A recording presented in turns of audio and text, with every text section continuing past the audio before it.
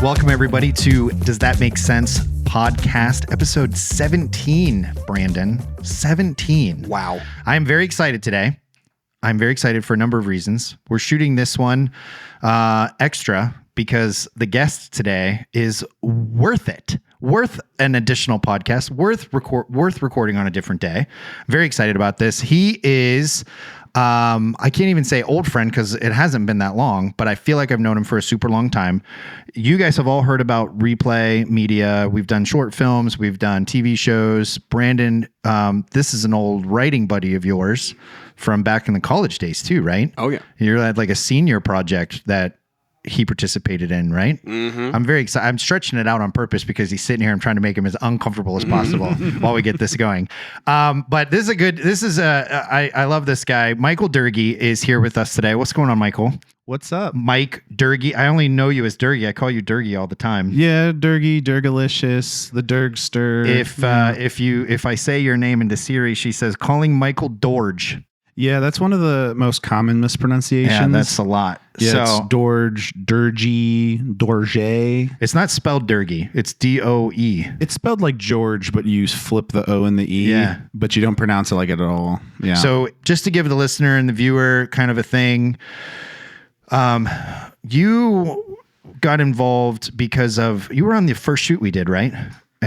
Did you come to the first one with the crappie back in the day? Yeah, I was there for I thought you were talking about... Were you here for the teddy bear video too? I was there for the teddy bear. I was a grip, so I was working under someone, but I was specifically invited because Brandon liked me. Okay. Which is always a great position to be in. Yeah, it's always good to know somebody. That's actually how I kind of met Brandon. Was I submitted a script to the KSUIF, the film production company at Kent State.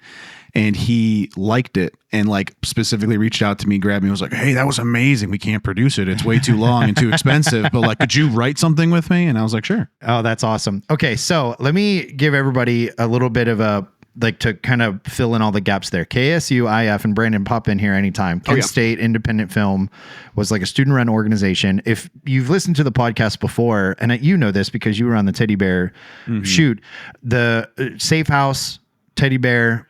We cast the vision by shooting a short film. Brandon was the producer, director. I guess I technically directed that short film, but Brandon was the producer on it.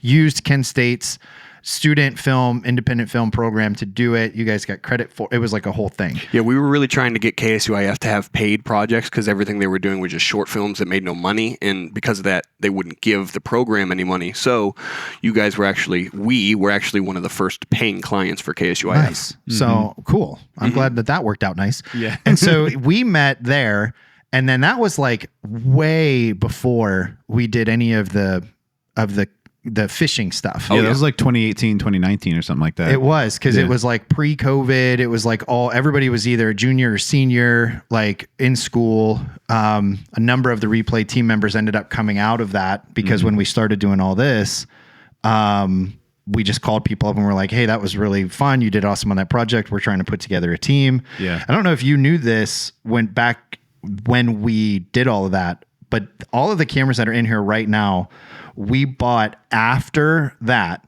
teddy bear video because we were talking about doing a podcast and video training for Safe House. Yeah, I remember that. I remember. And so so it's funny that here we are a full 5+ years later, just now using the equipment for what we originally purchased it for. Yeah, because I remember one of our old cameramen complaining that we bought podcast cameras and then we were using them on boats. Yeah, and he was like, "This is not what these were meant for." Exactly. They're studio cams. They're not supposed to be bouncing around. Yes, that was a whole big thing. So then you came on board and you helped us with, you said this, so forgive me. You were on the first job. Yeah, I was. I think I was a sound mixer. I do. Yes. Or I was back then we had runners too, who were just kind of it was kind of like a PA. Yeah. So I was kind of doing a little bit of everything, just kind of helping out. And we had a pretty big crew back then. I think there was maybe there was 8 or 9 of us. Yeah. Brandon was I think Brandon's goal was 7. Yeah. We do it with 2 people now. And it's so funny. because you, like, right before you moved on to tackling other stuff, you and I had a meeting. You're like, I think that we can do this with like 2 or 3 people. Like the way that we're doing that is way too much. Yeah, I think that because was you like were directing them all. Yeah, I think that was like my outgoing like interview. Like when I was leaving, I was like, we could probably do this with 2 or 3 people. I'm not gonna lie. Yeah, I think that we're over. And then Brandon's doing it now, and he's like, I don't know what I was thinking. I do. I was trying to get all the homies jobs, to be real. I explicitly knew that, and I was like, I don't know what I'm doing here, which I appreciate to this day. But But once we started figuring out audio, I was like, all right, we got to really cut people out of this. Yeah, we had like 2 audio.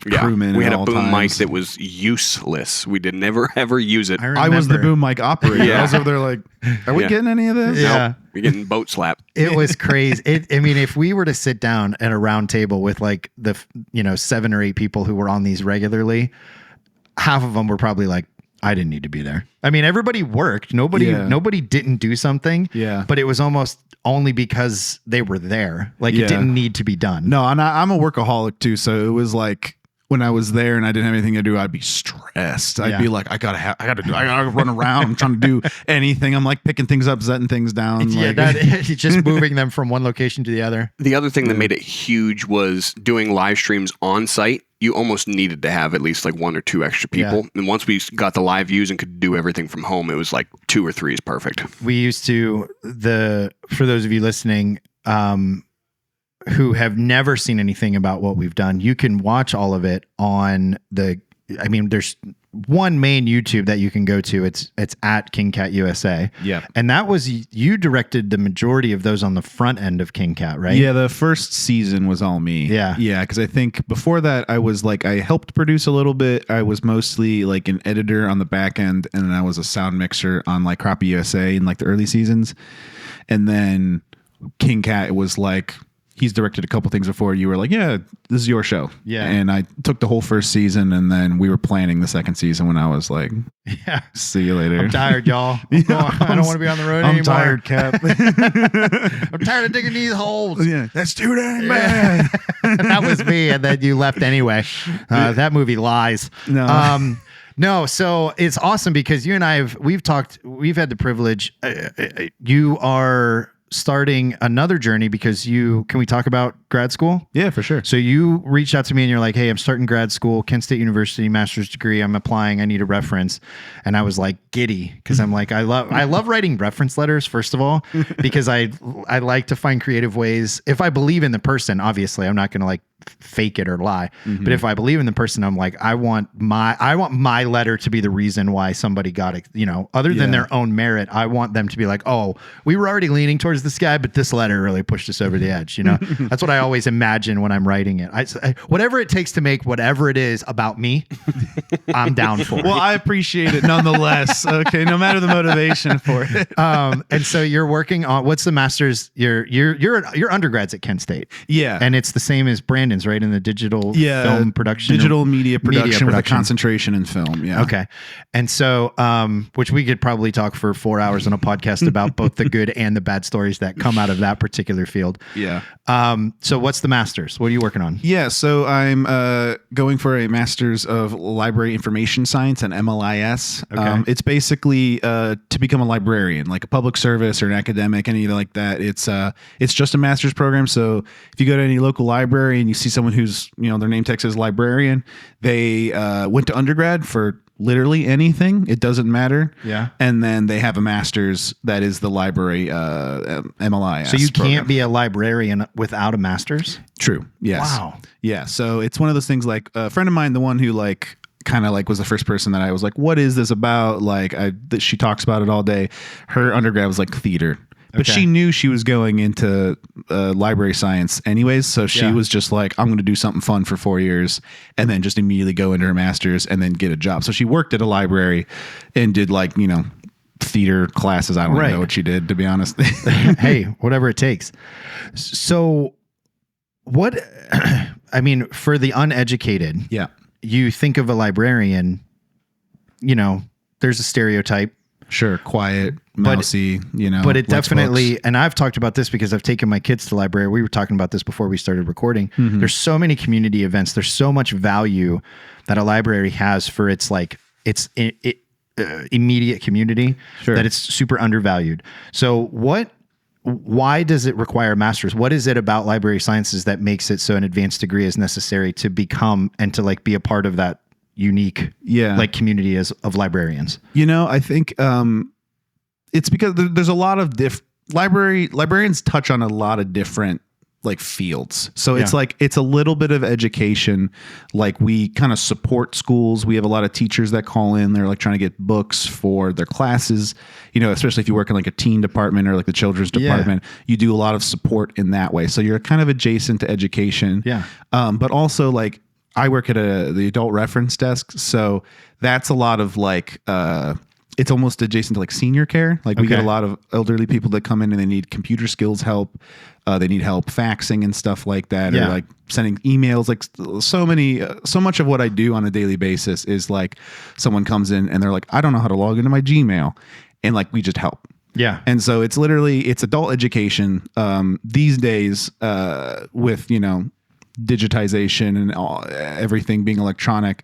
A lot of it is educating the older population, like how to use new stuff. Yeah. How to log into their emails, how to use computers at all. Very different from your typical check out a book. Yeah. Like I said, stereotype. Yeah. My department doesn't even really check books out. Like we do sometimes, but it's like, we will find books for people, like we're the reference. You can come to us, and it's like basically my job, the reference desk at any library, is just what do you need to know? Right. And you can just ask. Yeah. Like we have people who call in just to Google. Like they just use us as a Google because they don't know how to use Google. So they're just like, can you look this up for me? And we'll be like, sure. Yeah, why not? Just an information hotline kind of. We actually have a guy. I'll put him on blast because he will never listen to this. His name is William. Okay. He lives up in Cleveland somewhere, I think near Lyndhurst, and he calls into Twinsburg because we're one of the few libraries that just kind of won't say no to him. Right. And he will just talk. He'll tell us about his favorite baseball games he saw that week. He'll be like, he asks for like a phone number and an address. Okay. Like every time, like that's his like excuse to talk to us. He'll be like, can you give me the address of this discount drug mart? And like its phone number. And then he'll tell you about like all the sports bets he's won that week or something like that. And it's like, he gets kind of personal. He like tells you about like his life and stuff, but he just wants to chit chat, which I don't know if that's exactly what the library is there for, but for a lot of people, it is just like a place to be social. It's like it's a hub, kind of a third space, sort of separate from work and from your home. I love that. And I love that your third space, there's a marketing component in there somewhere. Because that makes sense too, because like somebody needs that in between. Yeah. And I think especially like with like older people, it's like they're retired. They don't really, if they're not at like a senior center, they don't really have lots of friends. There's some people that come in that just like play solitaire on their computer and chit chat with the other regulars that come in and sit. But so there's the like, senior care sort of side of it. You're supporting that. There's also kind of related, but the like lower income families that come in, they need support with helping with educate their kids, or they need help with computer help. We do like notary services as well. Okay. So it's a little bit adjacent to like law services a little bit. Yeah. We libraries nowadays, actually, my application essay to Kent State talked a lot about this, is they've become kind of just like a catch-all for like social services. Yes. So like if you don't know where to start with like getting like support for like, say you're in an abusive relationship, or like you need to get started on a process of like, I'm trying to think of a second example. Say like you're trying to get access to, mental health services and stuff like that. Yeah. Most people, they start at the library, and then we kind of spread out from there. Yeah, that's amazing. Yeah, to the point where like Twinsburg specifically, we have a librarian who her first job was a mental health counselor. Okay. She doesn't even have, I don't think she has a librarian's degree. She was a counselor. She got out of that, and she's just there to like do coaching with people and like provide resources and stuff. Yeah. For mental health and LGBTQI support. Yeah. Stuff like that. That's amazing. That's actually super cool. Yeah. And I think part of what I like put in my essay was like libraries need to lean into that even more, which is like, that's where everything's going. But it's like everybody, is kind of, I like you kind of said, like libraries are kind of like they almost have like an identity crisis where like everybody thinks, oh, it's about books, it's about finding stuff to watch that night or something, like it's entertainment, but it's also really they become like hubs for people who like desperately need help or support doing something. That's where they go. My here in Liberty, there's a library just a little bit, maybe 2 blocks from where we sit right now, and I used to go there and would provide like tutoring services through Refuge, the after school program. And I always loved that because so many kids would go there after school because their mom or their dad, their single parent or whatever, would be working for another hour and a half. Mm-hmm. And so I loved it because if they weren't going to come to an after school program and they were just going to chill at the library, they were safe. Yeah. Like they were supervised. Like everybody knew where they were.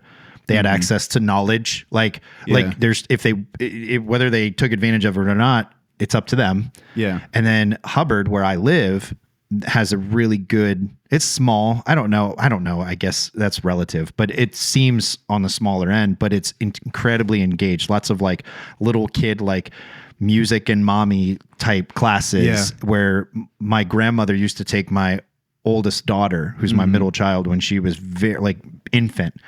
And I remember pictures, she would come back with the most fun stories of all that kind of stuff. And and I knew the youth director of that department, the youth department director from that library back in that day. Yeah. And she was so passionate. And then I had a meeting with a whole group of community nonprofit people. And I was blown away in this room of like 26 people. We're sitting around this like bunch of conference room tables all put together. And they were like, your name and what you do. And like half of them were library workers, either librarians or worked in the library. And I'm like, here I am thinking I'm coming in like doing something new with this after school program. They've been doing it for generations. And it's just to hear that you're doing that, but in like the digital age, and providing not just entertainment or knowledge, but like education services is super cool. Cause you and I have had so many conversations about books, and I've always loved, I told somebody, I think it was in a podcast, and Brandon and I had talked about this, like some of my favorite part of the trips that I would go on would be either I'm driving or you're driving and I'm in the front seat, and you would just start on something. There would be a topic and you would just go, and I'd be like, I'm in, like I'm set for the next 3 hours. I am, because we're going to talk. I'm a serial Googler, like a professional Googler. Which works great because I didn't realize that's what I'd be doing at the library. And it's like, someone's like, can you find out if this is true? And I'll be like, yes. Like, give me a minute. Yeah, please. I freaked out the one day because I love history, and it's one of the things I could probably talk about for 3 hours. And I love anything relating to stories and all that kind of stuff. And someone came into the library the other day and they were like, my daughter has a thing to do about the Franco-Prussian War of 1874 that has to do with the Alsace-Lorraine territory. And I was like, oh my God, my moment has come. I'm here. Also, when did Kermit the Frog start going to libraries? That was a really close to adjacent imitation. Like the 80s, probably. I don't know. I can do a pretty good Kermit impression. Can you? Run it. He said, run it. Hi, I am Kermit the Frog. Ooh. I am proud to be part of the Twinsburg Public Library. Come to the reference desk and I will teach you how to log into Gmail. That's actually really good. Also very close to Patrick Mahomes. Jokes. Excellent. Excellent. Anyway, super cool. So I used to love when we would be on trips because you and I would just chat, and I remember and not just about serious stuff. Like we'd have those serious conversations and they were great. You're very, you have an intelligence about you that's like the emotional IQ is really high. So I always like to engage in that. Thank you. You're welcome. And it's for real. I'm not just saying that. Like I always enjoyed conversations because it always felt like there was meat to it. There was substance, but then there was other times where we would be talking about things like the Star Wars canon, and don't get me started. The way that you would talk about canon, it, the way that you would talk about it, though, was that there was substance to it. Like it wasn't there's so much. You know what I mean? Yeah. And so I love that because you are, and I wanted to touch on this too, is because like at your core, and you've always said this, because you've acted, you've directed, you've produced, you've done all of these things, but you've always felt like at your core, you're a writer. Yeah. And I remember having conversations because there were times where I don't want to use the word crisis or like identity crisis, but you were like, I'm trying to like live into the fact that like I'm a writer. Like that's what because it's hard to like, I am an walking identity crisis most of the time. Existential crisis is any type of crisis. I got you. You sign up for it. Yeah. No, I think part of like when I like transitioned out of working in like film and TV was realizing that I love film and television. I love, the process of it, but I think what I didn't love was, let me say that the process, actual nitty-gritty process of it was really hard. Yeah. Takes a lot of time, and like I teeter on being a perfectionist and also having anxiety issues, and it's really stressful to like you watch any movie, any TV show, especially live sports, anything like that. Like the people behind the camera are either like the most stressed out person on the planet for that hour and a half you're watching that. Yeah. Or they are like so hopped up on nicotine and energy drinks that they can't feel the stress anymore. Yeah. And I couldn't do it anymore. It's a lot. And I think what I also realized was that what I really, really loved doing that I found that wasn't like, because film and TV was like, I love the end product. I loved getting to the end of a film project, editing it, putting it together and be like, that's it. I loved that, getting to that spot. But I didn't love the journey of it. Yeah. And so there's so many like, self-help type philosophy type stuff that's like, you got to love the journey. Yeah. And I didn't. Right. And I think that was something that like was like a come to Jesus moment for me, where I was like, well, if I don't love the moment to moment of it, I should probably find something that I do love. Yeah. And I love like sitting down and writing. Yeah. Like sometimes it's hard to get started. Sometimes, I don't feel great about what I wrote, but it's like actually sitting down and doing it, sitting down and talking about it. I really enjoy. Yeah. And I love the final product. Yeah. And it's also something I can do by myself that I don't need a crew of 20 people to help me with. So this is another compliment to you, and it feels like I'm just going to shower you with these compliments. Yeah, go ahead. I love praise. You're good at talking about writing, which is, I think, more difficult than people realize. Well, when you have so many crises, you got to talk yourself through it after a while.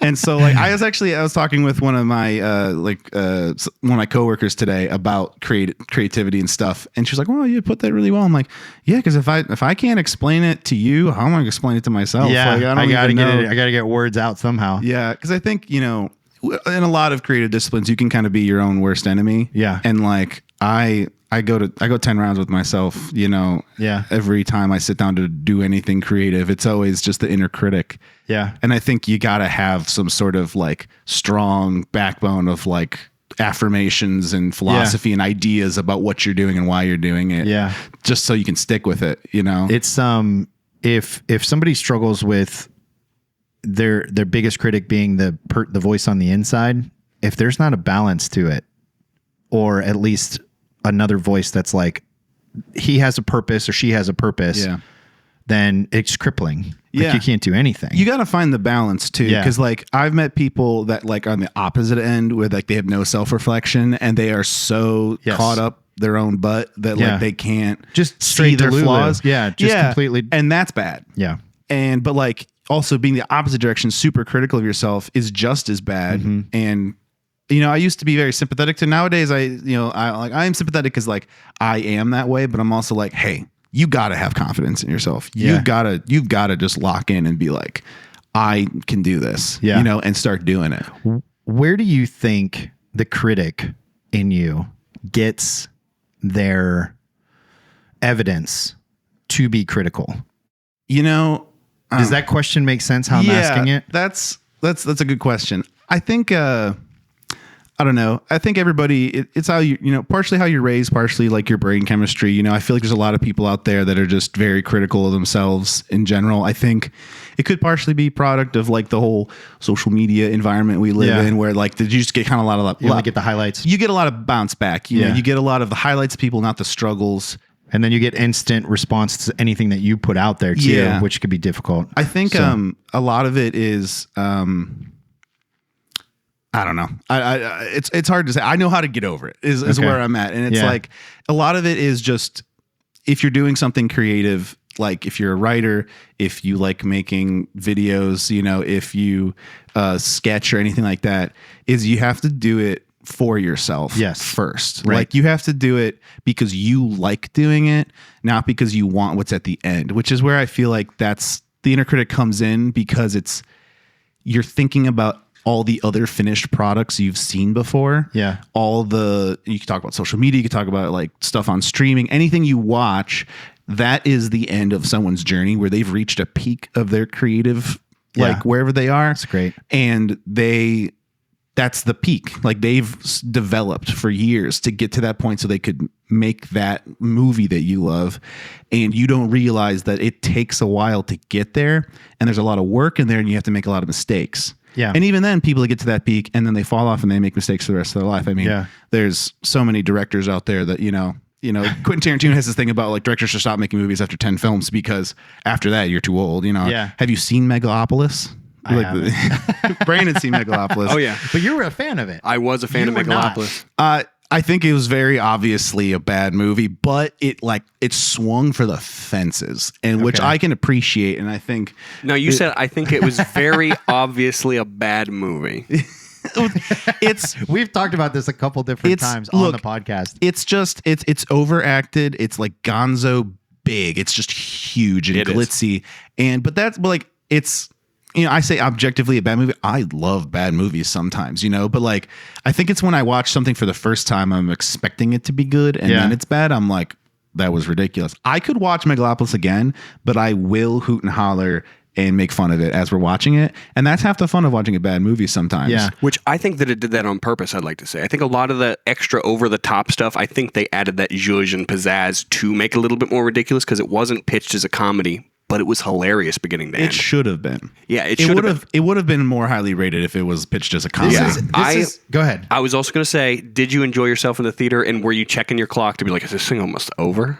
I was not checking my clock. I was enjoying myself in the theater because at a certain point, I just started laughing at it. We also had the theater to ourselves, so we could say whatever we wanted. I think when the final credits rolled, I was like, what the hell was that? Yeah, what did I watch? But, What the hell was even that? I think...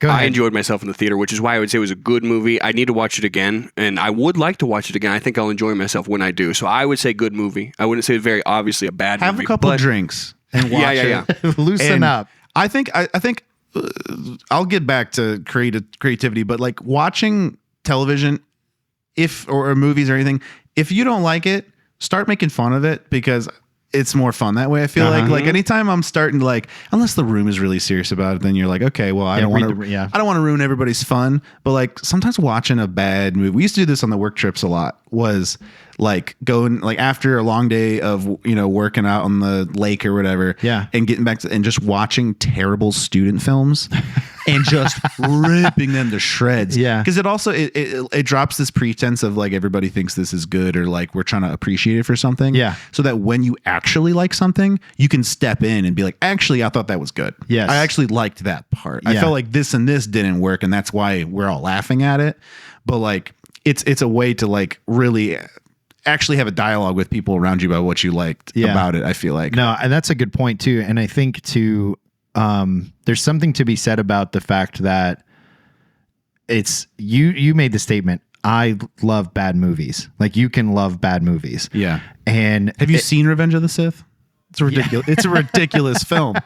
What's crazy about it though is to think about the fact that's a hot take. You slander, dude. The slander. It's a great movie, but it's so bad. good, dude. It's objectively not that good, but it's really good. It's the best Star Wars movie, hands down. What's so funny, Brandon is just on one. What's really crazy about that is that it shifts for me this idea that something can only be one thing or another. Yes. Like it can be one thing and also give the feeling of if it were the other thing. So like it could be a bad movie and give you a good time. And yes. And so, but somebody made it though. Like I can look at art, and I always think about filmmaking as art, and I could walk into an art gallery and I can look at something and be moved by it and be bored too. And be bored. Or I could walk into something and be like, this is so stupid. And then 4 weeks later be like, I'm still thinking about it. Yeah. No, I 100% agree, because it's like, we're still talking about Megalopolis, even though I think it's stupid. Like Revenge of the Sith, I object. Like, I don't think it's the worst Star Wars movie by any means. There are worse ones that are just like not fun and bad, because that's the worst thing you can be, is not fun and bad. Yeah. Because like you can like some of the best artsy fartsy movies I've ever seen are also like, I'm not going to rewatch it. It was boring as shit. Like, what was the point of it? Like, but then like I've rewatched Revenge of the Sith probably over 100 times, and like eventually the cringy stuff just feels less cringy. Is that the third of the prequels? Yes. Mm-hmm. It's the third of the prequels. It was like he figured out what was good about it and just did it all in that third movie. Like the first movie, you're going to get me on Star Wars right now. Let's do it, because I want to hear what you think about the last trilogy. Oh. You got an extra hour? All right. Look, you know, a lot of really talented people worked on those films, but okay. All right. Hold on. So try not to offend the filmmakers. No. I'm trying to keep this. J.J. Abrams is a avid watcher of Does That Make Sense? So be careful. If you're listening to this, J.J. Abrams, I'm about to trash your life's work. Oh my goodness. No. So, all right. I'm going to try and keep this short. First movie, Force Awakens. Kind of a soft remake of A New Hope with some new elements. It was really fun. A really, really technically well-made movie. I really like it.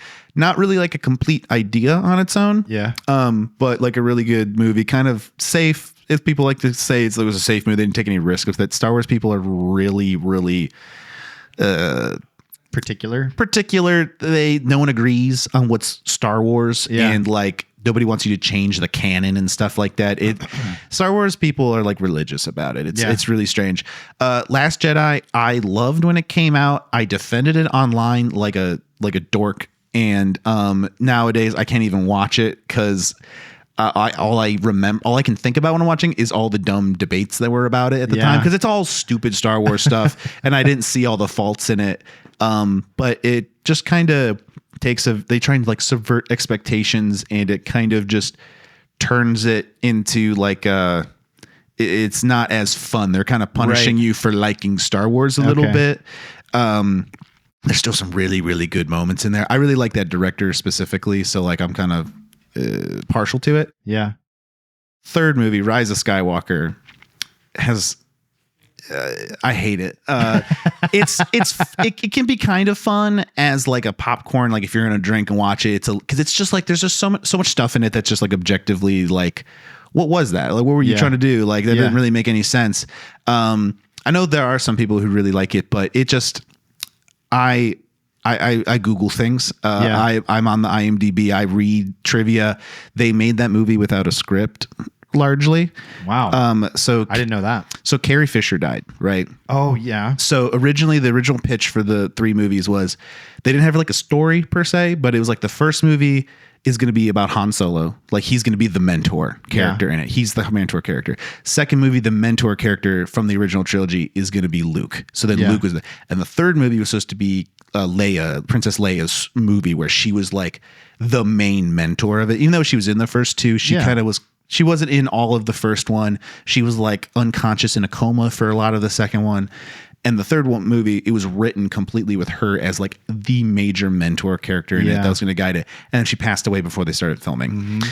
And so the story goes, J.J. Abrams and his screenwriter went to Kathleen Kennedy. As far as I know, like who knows how these big decisions get made in studios, but they say, we can do it. And they're like, okay, just do it. That sounds great. We don't want to change the release date, lose money. And so they just kind of on the fly they brought the screenwriter on set, and he was writing the dialogue for the scenes as they were filming them. Oh my gosh. It's something they did with the Hobbit trilogy as well, if you're familiar with like that worked though. Yeah. I have opinions about the Hobbit, but we won't get into that. It's one of the same things. They had a better idea for it, but it's something in Hollywood that they do is like they don't want to change the release date, and no matter what happens, they'll just kind of fix it. as they go. And so like they were doing so much as like, they're like, okay, we're going to film all these big action set pieces and we don't know what the plot is. Yeah, though. the structure is not going to be So here's a little green ball. This is the MacGuffin. This is the thing you want. We're going to structure this whole scene about you two fighting to get the thing. And our Mr. Screenwriter sitting behind in the tent He's going to write this while you're doing is it. going to decide what that is, and we'll CGI it in later. Good Lord. And so they wrote most of it without, I don't know if entirely without a script, but like they were writing it as they were going. That's insane. Yeah. And then Carrie, That's insane if that's your plan to begin with, let alone when it's not your plan to begin with. that's what they started with, which is insane. And then at Star Wars, it's too big to fail, I guess. But and then Carrie Fisher, all of her like parts, they took old unused footage from the first two movies and like CGI'd her clothes to match the wardrobe they were going for in the new movie. And then they just kind of like Frankensteined her into the movie and like designed scenes around her saying, Ray, that was really smart. You're doing a great job. I love you. And that's her dialogue. And so they wrote Ray's dialogue around that to like actually be about the plot. So Ray would be like, I love you too, Leia. And I think your plan to defend so-and-so is such a great idea. Thank you. And then Carrie Fisher goes, mm-hmm. And then they hug and then she dies. Oh my gosh. In the movie. So whatever. Strong opinions about Star Wars, but I didn't. It fell apart at the end, and now it ruined it retroactively. Yeah. Like I can rewatch Force Awakens and still like it, but Last Jedi, the second one, Yeah. But So if you had to pick a favorite trilogy, would it be the original trilogy? I think I'll separate into two separate categories. There's in terms of like movie quality and how much I like them. Okay. Original trilogy, yes. Movie quality, peak. Okay. How much I like them? I love Revenge of the Sith, and that makes the prequel trilogy just like top tier. There's just so many awesome set pieces. It's so over the top. Yeah. But it hits a spot where like the overtopness is like it like works. Yeah.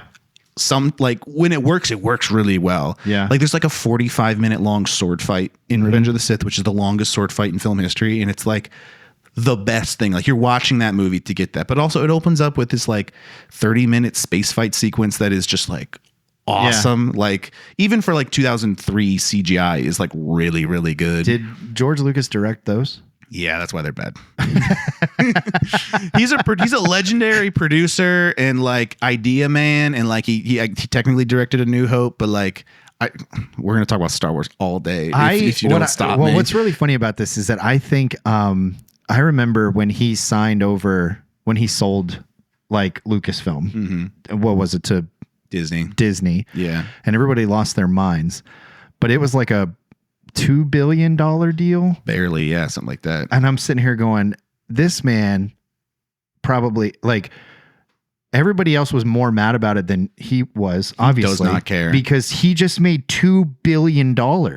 Yeah, right. Like, which like it was a lot for him personally, but like in terms of the value of the Star Wars brand was like nothing. Yeah, but he just like he didn't care. Well, he had made a bunch of money off him already too. So it's just like, if I can make money 16 times over the course of this film's life and my life and not have to deal with it not anymore. have to do it anymore. Yeah. It's really hard not to just look at him and be like, whatever, you know, because then people are like, what would George, I've heard people complain about like they're ruining Lucas's legacy or whatever. And I'm a big Pixar fan. Yeah. And Industrial Light and Magic was really instrumental in Pixar like getting its footing because of the technology, right? Like the CGI and all that kind of stuff. A great book that I read that I could not get enough. There's two Pixar books that I read. One is called The Pixar Story, which talks about how it came about.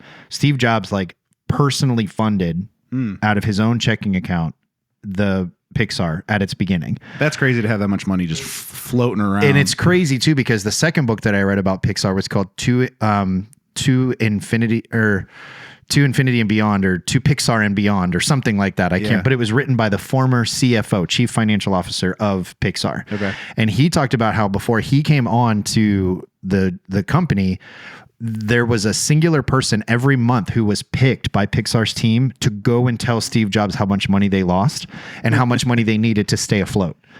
And Steve Jobs would do what Steve Jobs did and make it so like, I can't believe you guys can't get it together kind of thing. Yeah. While he's writing a check that he then hands that person in the tens of thousands of dollars monthly, just to make sure that the company didn't go under.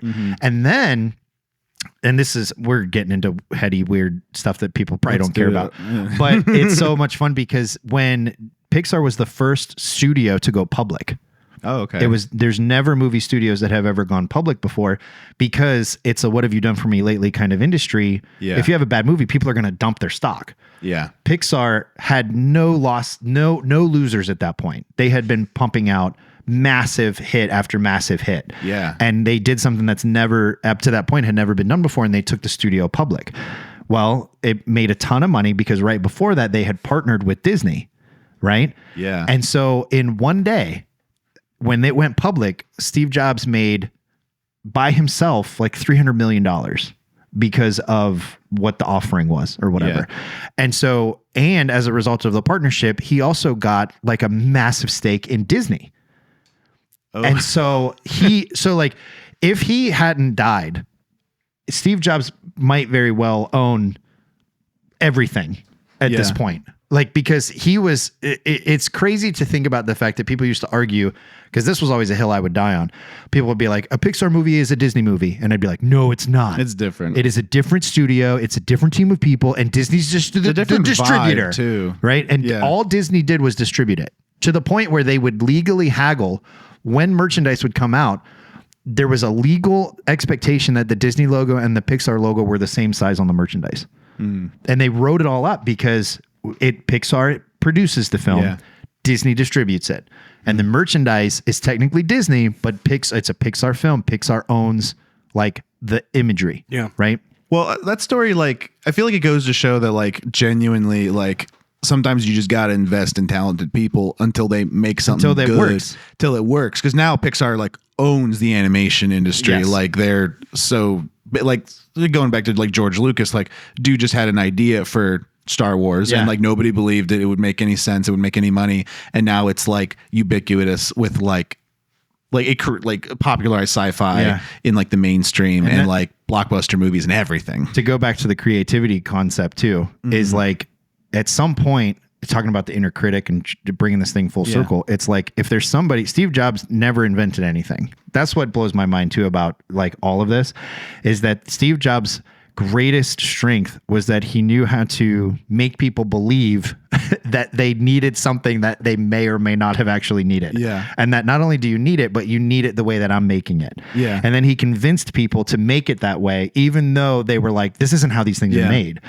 And so then you flip that script and you talk about how it comes to like creating film or creating anything.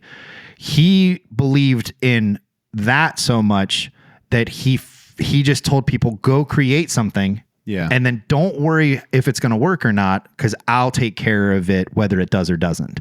Because he believed so much that it was going to work. And that's like the flip side of the coin of like believing in yourself versus like the narcissistic, like I can't hear criticism, is sometimes you need to just believe in your idea more than anyone else.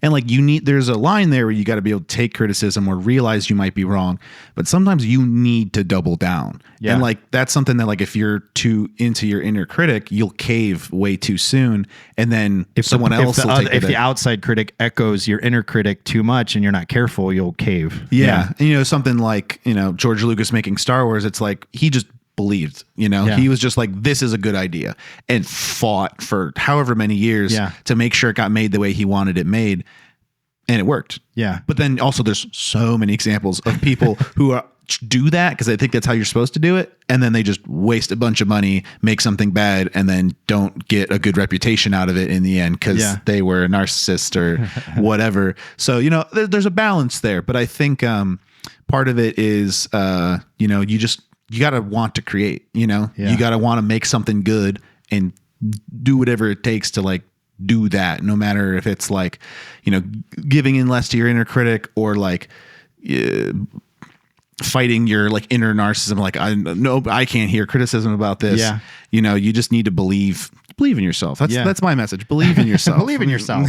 I love it. I mean, this is the kind of stuff that we would talk about on the trips too, is like we would go off on these tangents and then we would talk about some random scene from a movie and then pivot all the way over to like, you know, not an existential crisis, but like this deep psychological idea that comes from it. Yeah. Because everything is something. And that's really a general statement to say, but like people don't make something unless there's a deeper reason to it. Yeah. And whether that they understand that deeper reason or not, there's a motivation to put hand to plow, to put, the film in the camera, to put the mouth to the microphone, whatever it is. There's this deep, like seated thing that's like, I believe that the world needs this. Yeah. Whether or not they believe it, I'm going to find out, but I'm going to make it. Or the like flip of it, just like, I want to do this. Yeah. I just think it'd be fun. You know, we said that about the podcast. That's what I was thinking. That's what I was thinking about is like genuinely. That's where like you should start is just like, it sounds like it'd be fun. Like I don't write anymore because I want, Brandon to like my script, or I want so-and-so to like my script, or someone to think it should be made into a movie. I write just because I just like doing it. I want to see my own story, brought to life. And if it never goes there, if I never get published, if I never get, greenlit or whatever, it doesn't really matter. I'm making it for me. That's why I like, I've been writing, I'm writing a novel right now. Yeah. And I have been writing lots of short stories and stuff. And it's like, I do not expect it to get published. I do not expect anyone to read it. I'm just writing it because I think it'd be a good idea. But I think along with this is a good segue. This kind of situation happened recently-ish. My friend, I don't know, have you heard about the banana bar crawl at all? Have you heard about anything? The banana bar crawl. Have you mentioned anything about this to me? I don't know. So there is, around college campuses, it's a new thing started in like late 2023, I believe. There's like these like paid banana bar crawls where you pay like the organization, whatever, like $25. They give you a banana suit, and there's like a set bar crawl around that college town's like bar scene, and they have like specialty drinks and like everything. And it really has taken off in the last couple of years. Kent State's done it a couple times. Okay. But I'm here to say that actually that was my idea.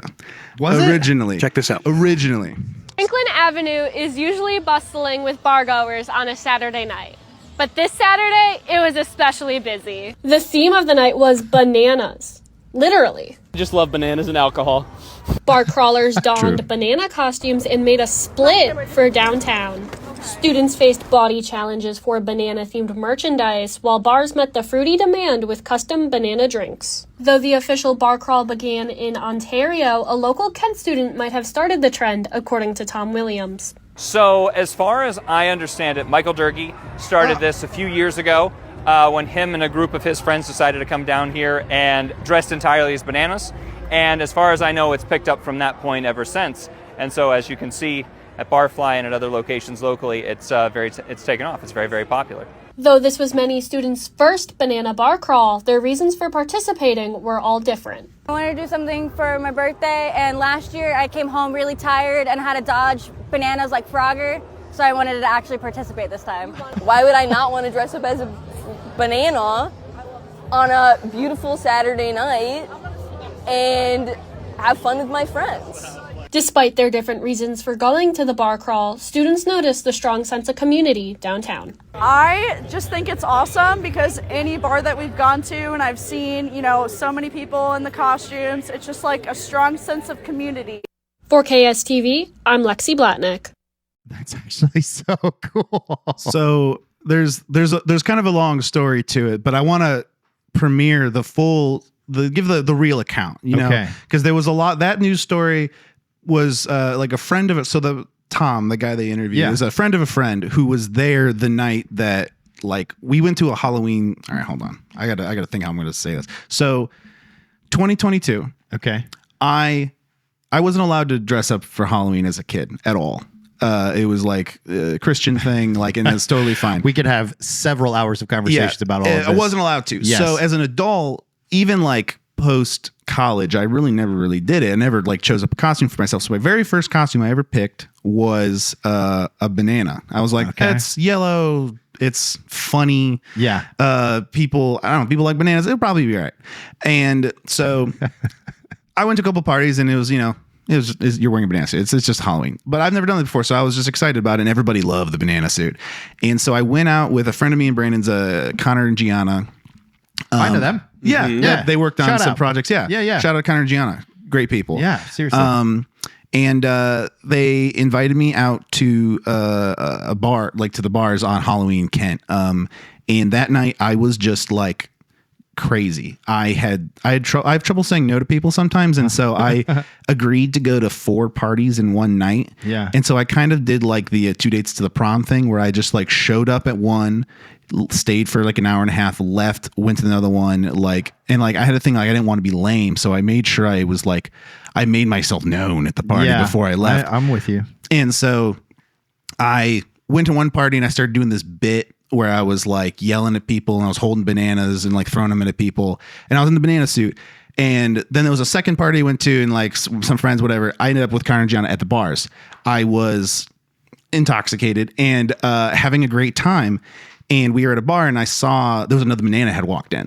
And so Connor leans over, he goes, "Hey, you should go say hi to that person." And I was like, yeah, it'd be dangerous to have 2 bananas in the same building and not get to know each other because we'll fight. It's like having 2 pit bulls in the same room or something, Bananas like, notoriously are territorial. Yeah, you have to travel in bunches or you'll like go at each other. Yeah. And so I went up to this guy and the bit was like, I kind of just started yelling at him. But because everyone There's only one banana here. I was like, who do you think you are? You're the other banana. You shake my hand right now. And like I started this bit where it was like, if you don't, if you see another banana, you have to go say hi, because if you don't, it's dangerous for everyone else here because we'll fight. And so I was yelling at this guy, but like he was drunk too and thought it was just because he was just excited to see another banana. He was like, "Oh, hi, how you doing?" And like we became best friends. I don't know his name. And so banana number 2, obviously. Yeah. And so for the rest of the night, it was like we kept finding more bananas, and I kept meeting them and then introducing the bananas to other bananas. Like I'd be like, you have to go meet the other bananas I just met. And by the end of the night, there was like 7 or 8 of us. Wow. That had met and we're like, yeah, banana bunch. It was like a whole thing. And we just thought it was so funny. I ended up like pitching this whole like idea for like a short film about banana, like a banana detective or something that we actually produced half of with Connor and Gianna. Connor directed it. We ran out of money for it. So, if Connor gets a GoFundMe going for it, it's the Banana Man. Let's get this thing funded. Yeah. Where I play a banana detective who has PTSD from the Banana Wars, which history fact is a real thing. Look it up. And so, I thought that was the end of the story. The next year, my roommate, Evan Pratt, is like, I don't know when I want to go. My cousin's invited me out to a bar crawl. He borrows my banana suit. He takes the banana suit out and has the most amazing evening of his life. He's like, I felt like a celebrity. Everybody was saying hi to me. Everyone wanted pictures with me. It was amazing. And he was like, look, dude, we have to get like as many bananas together as we can and do like a big bar crawl with as many bananas as we can possibly get. And I was like, that sounds like a great idea. We should absolutely do that. And so we were getting ready for it. And this is where it ties back into creativity. Okay. Evan had a great idea. But then like as the week started getting closer, he's kind of like, I don't know if it's a good idea. I don't know. It's kind of silly. We're all just going to be bananas. What if nobody shows up? He lost steam on his own idea. And like, I was like, no, this is a good idea. Yeah. People will love this. People will show up and dress as bananas and they're going to have a great time. And so we doubled down and we got people. We ended up getting about 20 of our friends. Brandon was there. Brandon, Lexi. You were and Lexi were bananas? I was a banana. He was part of the banana bar crawl. And this was... We never left a bar. We always split or peeled. It was a whole thing. Yeah, because the bit kept going. There was more aspects to the bit where like there was someone at the original bar crawl that was with Connor John that was like there were minions and they had bananas and I grabbed a banana, I ate it, and everybody was like, "You're a cannibal!" And I'm like, it really makes you think, doesn't it? And I don't know what that meant, but I kept saying it to everyone, and it became like one of my catchphrases. And so, anyways, we get like 20 to 30 people together. We show up at. Again, I said yes to everyone, and there was a party that we were invited to, and so we convened at this house party, and it's where Tom, who was got interviewed there, that name dropped me. He was there. We took over this house party. There was like 30 of us. Or no, sorry, I keep exaggerating. There's like there was 55 bananas at this party. I think the actual count was, I think there was 18, and then 2 people showed up and met us at the bar. And we just took over this house for a little while, and we left to the bars, and we were celebrities. Like, everyone was coming up and taking photos with us. They were like asking us questions. They were like we genuinely, like, everyone was going bananas, and we were like, hello everyone. we drove down, most of us in one car, some of us in the trunk, and so we opened, I had Shelby's car, and we opened up her like CRV, and it was just like people rolling out of the trunk, just like 100, and it was like people sitting around going, what are you how many people you got in there? I was like, don't ask, you know? And we just had a great time that night. And so then we're like, okay, the banana idea has run its course. And then I see a news story, not this news story, a different one on social media about a banana bar crawl, the exact same idea that we were doing, except they're charging money for it. And they're working with the bars to have like a crawl and everything. But I looked at the date that it started, like that company talking about Ontario. It was like 2 or 3 months after our bar crawl started. And they just monetized it. And we were like, oh, we're never going to get credit for it, whatever. We were first, we were the original ones. And then Tom out of nowhere name drops us in that video, which is just fun. But like, you were probably watching like, hey, that was my idea. And then you heard your name, like, hey, that's how they gave me credit. That was literally what it was like, because we'd all joked it like, oh, we're never going to get credit for it. Like, we were just having a fun time. And then like, a friend of Connor and Gianna's that had met us at the bar that first time way back when just like sent me the video on Instagram, and I was like, oh, can't stay to think about the stupid bar crawl. It's whatever. I'll watch it. And then Tom pops up like, oh, it's Tom. And Tom said, I'm like, oh, yeah, I did do that. That's me. Which, to be fair, correction for the actual group big bar crawl was Evan's idea, originally my roommate.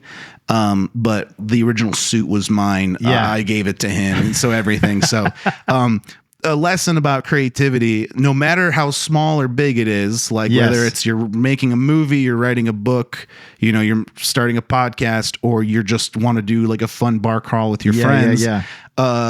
Believe in your idea. Do it. Double down. Do it. Because you never know, you might get in the local news. What I love, I mean, we could get into like all of the things that this means so much though, because like nothing happened ever without somebody saying, why not? Like nothing that we have, nothing that has ever been created did not get there without somebody believing more than everybody else. Not only that it was possible, but that it was necessary. And that is at its core creativity. And so that's wild. That I would have never. It's so funny too, because in Hubbard they have all these bar crawls that they do, and somebody started them, and most ideas of the best things always happen by accident too. I think there's something to be said about that too, is that it's always something else. It's meant to be something else, and it turns into this because whatever. Because there's also like an aspect of it, like sometimes like you're too artificial, you're trying to be too performative about something. If I had started this like, let's do a big banana bar crawl where everybody wears bananas and we go out, and it'd be like, it wouldn't feel right, but because it happened naturally out of joy, out of having fun, enjoying doing it, and that's how it grows into something that you just have. Now I don't know where I'm going to go with it, like, because like we were like, you guys should monetize it, and I was like, I don't know, that feels like against the spirit of it. There's already someone doing that. I dressed up as a monkey this year to kind of like now I'm gonna play on it. I'm gonna eat the bananas, but now I'm like I don't know what to do with it besides just tell the truth. But did you see the documentary on Netflix about the storm, the Area 51 thing? I don't think I've seen the documentary, but I know a lot about it. Do you remember about the storm, Area 51? Yeah, the government had to come out and be like, by the way, we will shoot you. Yes. Yes. Because it was a guy that was just like, if I just start a silly Facebook group where they can't stop all of us, and it ended up getting millions and millions of fans. And there was this plan, the Naruto run and all this stuff. Like everybody was literally like, is there going to be like a mutiny that the United States military is going to have to like quite literally open fire on American citizens because they're going to try to do this. And it turns out that there was like 200 people, and they all like just took pictures with the security guards, and it was like, but like in Vegas though, they had like a huge concert that they put on because it was this stupid kid in his mom's basement. And when I say stupid kid, I mean the idea was stupid. The kid's not stupid, just to be clear, because he was just trying to have a good time. Like he was just being silly. And then it became this thing, and it got way out of control. And like, there's a woman too that, I mean, if you haven't watched that, like, it's interesting too, because there's a woman who's like suing for all kinds of money. Really? Because she, like, I can't remember the details, but this little town that she was like she had all this land, and they like booked her land to like do the concert, and then they reneged on the deal. And so she's like wants her money. And then the guy that like is like the producer that the kid tried to get a hold of to be like, I'm stuck in this thing and we have to pull this off. Yeah. She's suing that guy, and that guy's like, you'll never see a dime of that money. Like, I'll be dead before you see a dime. And it's just like this whole thing. And it's just so fascinating but I do want to ask this question too, because like we're already at like our hour mark here. And so I don't want to like stretch it too much. I want to honor your time, but I wanted to ask both of you this question because we're talking about creativity and writing and stuff. And we've had tons of conversations about Breaking Bad, and we've had tons of conversations about Better Call Saul. And Vince Gilligan has a new show on Apple TV, and I need to know if either of you have seen I want to. The first episode of Pluribus. I haven't. I am not as big of a fan of Breaking Bad and Better Call Saul as I probably should be. I've seen a lot of Better Call Saul, and I've seen a lot of Breaking Bad. I'm not wouldn't call myself like a fan. I know how good it is, though. I had a hot take on here that I think Better Call Saul was better than Breaking Bad. My roommate Evan Pratt would agree with you. Okay. Brandon had good points about like character. What'd you call him? Plot armor. Plot armor, because you knew what was going to happen. If there was a character that was in Breaking Bad that was they was having a difficult experience. Yeah. You knew that they were going to make it out of it. You didn't know what was going to happen, but inherently you knew that they survived this whatever. Inherently less tension there because you're like, they'll survive. But I think the story, I don't know. There's something about the story that I like better because Walter White was just a terrible person. Yeah. Bottom line, like there was this whole argument when the show was on about how he's like this confused. The morality was confused. Like he's just a bad dude. Like he was just a narcissistic, evil person. I think it's more about the spiral into that person, because I don't think he started as that. I think he might have like been a little headstrong or a little bit more extra confident in his own abilities with not buying or taking part in that company that he put so much work into. But I think he was a good person that turned bad over the course of the show, and you kind of slowly, you slowly started to watch it happen. Yeah. What I think is funny about that, though, and this is a different topic for a different podcast, but I don't think that you become that person. I think you're always that person, and you find them. And that's just I think that which is why it's compelling. Yes, and so I don't think he became that person. In the terms of like he wasn't that person and then he was. I think that he was always that person, and very similar to where like Superman, like Clark Kent is the mask rather than the superhero being the mask.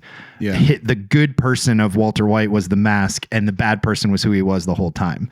But that's just that's how I interpret it. But then when I look at Better Call Saul, I see more depth of character to where Saul became. But there's more of a struggle he has. For me, if you're talking about the writing and all this kind of stuff, but Pluribus, you guys, I need you to watch. Okay. Just because the first episode, I got a lot of things to say about it, because one thing I love about what Apple TV is doing, and I am a bit of I'm an Apple TV slut. Like I'll just come out and say that if there's an Apple logo on it, I'm in the cult. You love Steve Jobs. I do. I'm in the thing where if there's an Apple sticker on it, it automatically is a little bit better than it would be if it didn't have the logo. Oh, sure. And that's just because of how I'm wired, right? Yeah. And so it's beautifully shot.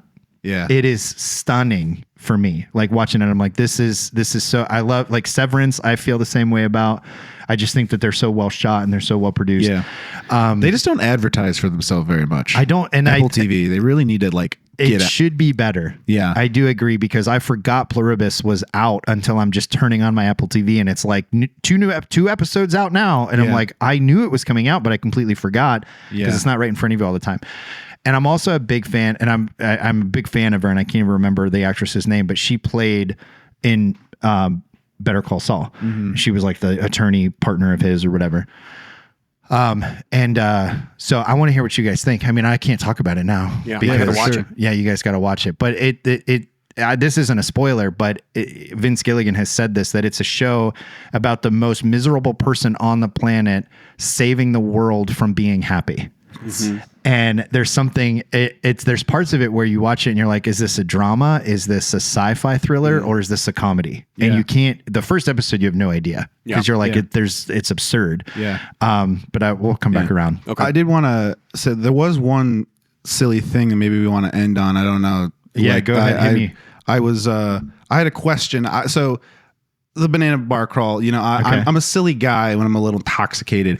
And I have a habit of asking people very silly questions just to see their reaction. Usually when they're loosened up, and you can get some funny stuff. One of them is, do you believe in God? Asking a drunk person if they believe in God is amazing. Because if they believe, they get serious and they will talk to you. Yes. If they don't, they get serious and they will talk to you.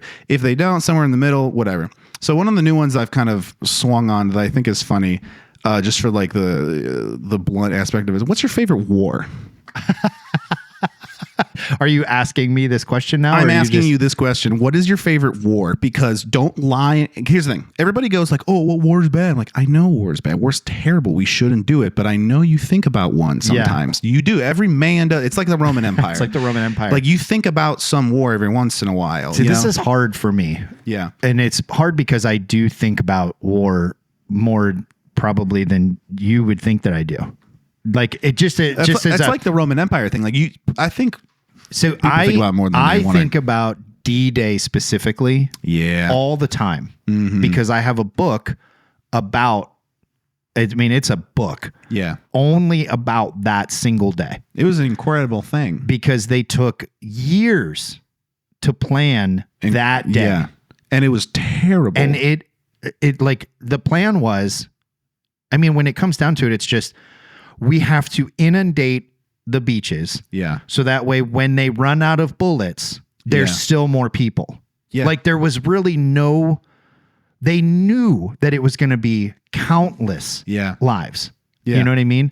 And it was really just like, we just have to send enough that when they reload, you can get past this thing. So I think about that all the time because like World War II, obviously, for the elder millennial generation is probably the most famous one because like you learned about the Holocaust so much in school. Everyone says World War II. But I am also incredibly fascinated, and this is like culturally like, man, it's hard because like was it just a couple of days ago we were talking about the Vietnam War and like the ground. Like we were not prepared for a ground war. The way that we sent our troops into. Do you know what I mean? Like they were better at it than us.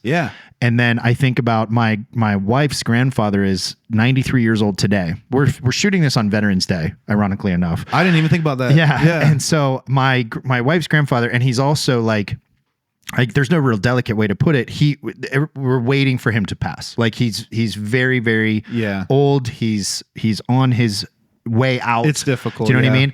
And he served in Korea. So when my wife and I go to Washington, D.C., which we do once every few years, just as a way to just kind of like enjoy, we both like the history of it. So we'll go specifically, we see all the memorials, but we spend a little bit of extra time at the Korean War Memorial.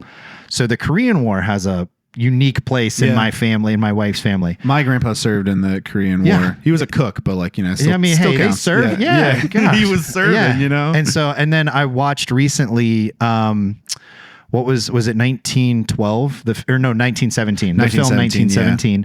And then a movie that I could not believe it won some awards and it was like critically acclaimed, but All Quiet on the Western Front was the most difficult war movie I think I've ever watched because it's from the German side. Like it's a German kid in World War I. Which as like as an American, you have to take an extra layer to be like, extend that empathy to them. Yes. You know, I did not find it hard to extend that empathy. No, because especially World War I is a different situation. The kid did not know. I mean, the way that movie was shot and filmed, there's a scene towards the end, and I'm not really spoiling it. You've seen the film. Yeah. Where he's in basically a mud puddle. Yeah. And just the pure, I mean, I have never experienced an emotion. He's obviously he gets face to face with the enemy. Yeah. His enemy, and just heart. I don't even know. I don't even know how to explain it. Well, that's the thing. I think that's why I like asking people that. I like asking deep questions to drunk people because you get unfiltered answers, and that's what I love. And I think about the war, it's just funny to get people's initial reaction. What's your favorite war? Because it's jarring. Yeah, you don't, and you also don't equate war with anything favorite ever. Yeah, like those are two opposing components. It's inspired by a Sacha Baron Cohen bit that I think an Israeli like war vet kind of thing where he just loves this idea. So for people who don't know, Sacha Baron Cohen, the guy on the right, he is an actor, but the guy on the left, Dick Cheney, does not know that he is.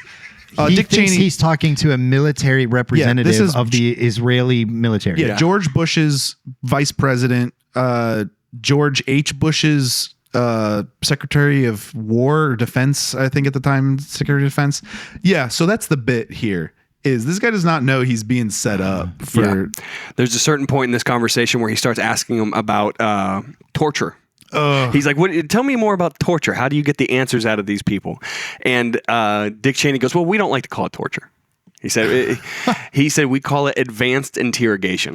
Oh my goodness. Yeah. So he has him sign his waterboarding kit, which is just a jug of water and Dick rag. Cheney has no idea that this is a bit, right? Not until like the end, I think. If Brandon, you could skip to it. There's a point where he stops, looks at him, and goes, "I don't think anybody's ever asked me that." And the other guy goes like, well, I'm interested or something like that. I don't know if I have it in this clip here. It looked like he thought that right after he like knee-jerk answered the favorite war question without even thinking. Yeah. He didn't even breathe in between. He was like, Desert Storm was actually pretty good. Wait, no one's ever asked me that before. Yeah. No, it's crazy. But I think that's just I like that question because you want that knee-jerk reaction because there's some so I'm a history dork. I read and watch videos about different wars more than I should probably just because it is there's an aspect of there's human organization getting people together for a goal is compelling in any situation. It's also an added layer of like Breaking Bad is about a bad person, war is about violence and terrible stuff, but it's like these things define people's lives. World War II it defined the entire 100-year the 20th century. These are big things that affect a lot of people. And I think as Americans, we're on Veterans Day, recording this on Veterans Day, we can distance ourselves from a little bit because we don't have a lot of natural borders with people, but people live in Ukraine, people living in Israel and Gaza right now, war is sometimes not something you can just not think about. It's a reality, and you shouldn't like it. You shouldn't have a favorite per se, but I don't know how I want to tie this up. It's you have to tell me your favorite war. I will. Okay. Yeah. So my favorite war, if you could say one, obviously World War II is interesting because of the scale. It is the greatest human catastrophe to have ever happened. That's even before the nuclear bombs were dropped. Yeah. Something like in the year 1942 was there's a book recently at the library. I saw at the library a book released called 1942, and it's about how that was the year that the entire world, every nation on the planet was somehow affected by this war. Either they were mobilized into combat, they were enslaved by a conquering nation, or they were involved in some sort of refugee crisis, or there was a famine going on. So the scale of World War II is terrifying, which is something that it's almost like a horror story sometimes just reading about it. So that's interesting to me. I like finding the most niche, weird conflict you've never heard of in a weird time period. Yes. I always say that the Russo Japanese War of 1908, just because you don't think about that time period very much. It's right before World War I, and it's basically Japan wanted a port in Russia, and Russia decided that they were going to like hang on to it as hard as they can. And they just kind of went to blows, and Japan kicked Russia's ass. And it was like the first time Japan went from like, you know, like a feudal, they were seen as like a feudal, like small third world country. Docile. Yeah. And they showed up on the world stage and were like, we can fight Russia. We're here too. Yeah, which just sucks. The thing about war often is countries use it as a way to get other countries to take them seriously. Yeah. Which really sucks, because I hope we're in the process of finding better ways to communicate those sort of things. So yeah, I'd say I don't know about favorite, but those kind of wars interest me. You know, I love this. Yeah. Just in general, just the fact that you're willing to walk up to an intoxicated person and ask that question, and because you know you're going to get an answer, like one way or another. Because I've known military members who are older, who are retired, and you ask them that question, and they're like, "I don't want to talk about this," because it's not a joke to them. It's not funny. It was something I was sorry, keep your point, but I watched Saving Private Ryan the other day, and I was reading trivia about it, and it was something like actual vets who lived through Normandy. Yeah. They had to set up an actual separate hotline, the vet, like the VA did, for Normandy vets who watched Saving Private Ryan because it triggered them so much.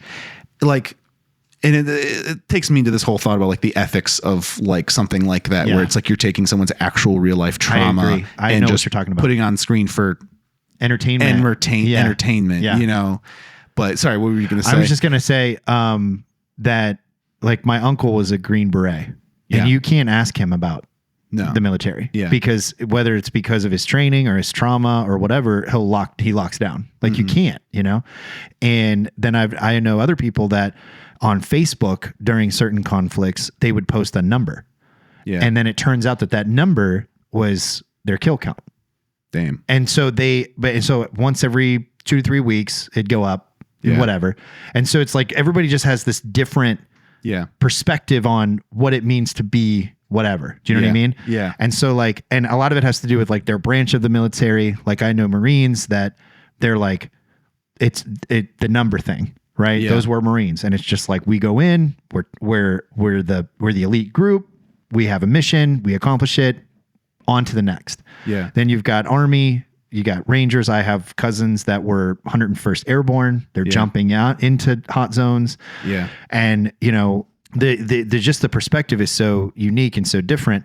My grandmother's brother, I never met, 21, was killed on D-Day at the beaches. And I remember, I don't know how this happened. I don't remember if it was like a Veterans Day, because you turn on the TV today, there's a ton of like war movies and there's a ton of things, right? Which again is such a weird. It is weird to honor the veterans, which is why it's so compelling sometimes, because it's like there's this weird dissonance between like we're honoring their sacrifices, but also at sometimes like celebrating how the tragedy in a way. It is super unique. She walked into the room and Saving Private Ryan was on TV. And the only reason I'm bringing up Veterans Day is because I don't know why I was watching that film at that point. Yeah. But she walks in and she sits down for a minute and then she realizes what's on. She had to leave the room. Yeah. She could, because like she was 17, 16. I think she was younger, but her brother was killed that day. Yeah. And here it is on screen with an amazing score. Yeah. John Williams. You know what I mean? Like directed by Steven Spielberg. It's just, I mean, all the things that make movies great are happening. Yeah. But her mom got a phone call later that week, or later that month, or literally however long the story of Private Ryan's family, his mother. Yeah. It's just, and so like you take all this stuff into account, and I mean we're deep into the topic, but it's like it's really something. There's really something to be said about it, about how compelling. Why is it that when Steph and I go to Washington, D.C., all we want to do is walk through the memorials. Yeah. Do you know what I mean? Yeah. And they should be memorialized. They should be memorialized. They should be honored. Right. That they showed because the people that are doing that, we could say all we want about Dick Cheney and warmongers and like the political leaders who do this or that or whatever. Yeah. But when push comes to shove, these are people who decided that this is the only and best way for me to serve. Yeah. Is to do this. And then we'll wrap with this, but like there'll be times I'll be flipping through TikTok and I'll see those videos of the soldiers returning home.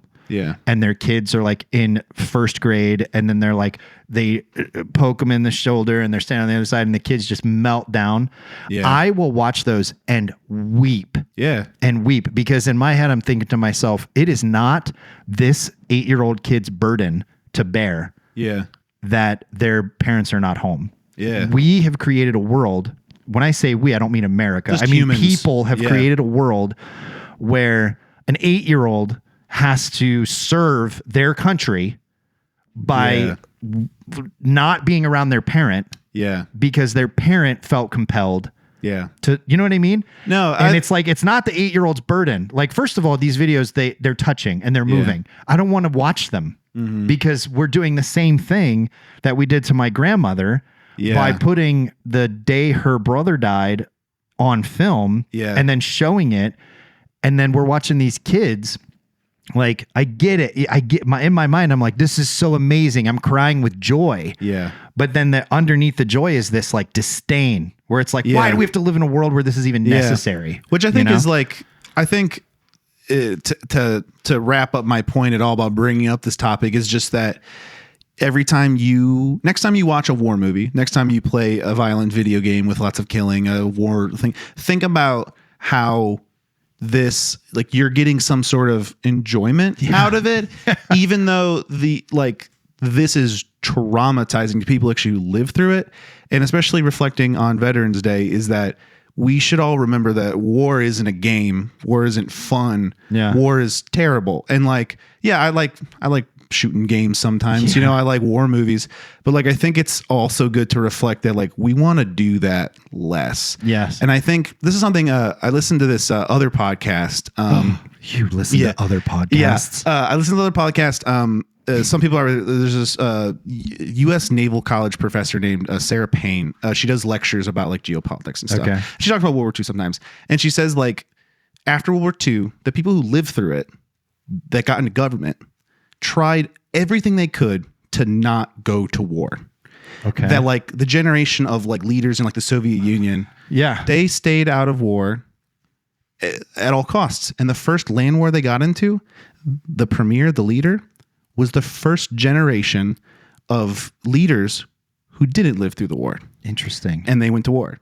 So take it as a lesson. If you've never lived through war, don't be so gung-ho about it. Yeah. Reflect on it. Think about it. It's a terrible thing. And for those who served, thank you for your service. Thank you for your service. Yeah. So Brandon and I were talking just last week about a video game that in the second level of the video game, it had this thing where it was like, are you sure you want to play this level? What is Modern Warfare 2? Oh yeah. Remember, no Russian. And it was, and we were just sitting there and we were like, and I looked at him and I said, did you click yes? And I'm like, well, I did too. You know what I mean? And the thing that you had to do was you were essentially killing civilians, like in that part, as an American soldier undercover. Which, to our point, you did not have to. Yeah, if you played the level through, you actually didn't have to do it. You could just walk through the level. But there was something about it where it was just like, you get desensitized to it because you're playing it. Like, I remember playing that game going, this is the coolest game I've ever played. Yeah. Because the technology, and in my head, I'm like, the technology is modern. Like, this is unbelievable. Yeah. And I remember thinking to myself, like, you don't see the people you're killing. Yeah. Which is like part of modern warfare. Dick Cheney right there. Being like, oh, well, we had a lot of cool new technology we got to try out. And it's like, he was proud of the 500,000 American men and women he sent to some of their deaths. Yeah. And he's not proud of the fact that they died, but he was proud to have led such a massive military movement because of the power that it represents. Yeah. And sometimes war has to happen, or it's happening to you, and you have to step up and protect people. Right. But you shouldn't seek it out. Yeah. And that's the lesson here on Veterans Day. And I could not agree with you more. Yeah. But it is so fascinating because, again, we talked a lot about creativity and ideas. Like, at some point, somebody has this idea that they deserve something more than somebody else, or they're better than whatever. And then from that idea sparks this thing, and then the next thing, and then let your inner critic take over for that one. Actually, right there. Go ahead and let that one be talked down, because you talk about the way that World War I was started was the random killing of an archduke's son or something random. And then it just Archduke of Austro-Hungary. And then it just, because this nation had a treaty with this nation, and then blah blah blah, and then all of a sudden and all this stuff. You've got the up to that point the worst warfare that the world had ever seen. Yeah. And so it is fascinating to think about how ideas, both good and bad, spurn into all these different things. So I feel like we could just keep talking forever, and this is going to turn into a Rogan-esque style podcast. But we're going to go ahead and wrap, and we're going to just make a plan to have you back on. Sure. Because there's about 50 things that I think that we could have talked about that we didn't even scratch the surface. We should have known, and we would have gone long when we got us talking. We went from Star Wars to writing to everything. I mentioned last week, and I'm going to say this just because I mentioned it last week about how the short film that Replay worked on got a short, best short at a thing. You're a co-writer. Yes. For that particular short film. So you have a writing credit. You were key component to even making it happen. You were a second assistant director on the set with Brandon. And so I just want to shout that out because we were talking last week about the work that goes into it and the idea and writing, and you wrote that. And so I remember somebody asked me like who my favorite writer is, and I've got my favorite writers like the Sorkins of the world. Do you know what I mean? Yeah. But I've always loved reading anything that you write. Oh, well, thank you. So Andy. you're welcome. So if you finish your novel and it doesn't get published, and you're like, I want somebody to read it, you call me and I will read it. Thank you. Because I love the way your mind works. I love the way that you create the worlds that you create. I love the way you process the world that we all live in. And it's just a joy to talk to you, man. So same to you, Andy. I always love talking to you. Yeah, I appreciate it so much. And so with that, episode 17, it was a marathon compared to other ones. So if you're sticking around here all the way to the end, thank you so much. Hope that you enjoyed it. We're going to be back next week. We're filming another one here real quick back to back because next week's guest is somebody. This is going to be the first time. Next week will be the first time that I'm talking to somebody that I've never met before the podcast. Really? Yeah. And so I'm excited about that because it's going to create a whole different dynamic. Sure. And so we're looking forward to that. So stay tuned. Does that make sense? Podcast. We'll see you next week. Thanks for tuning in.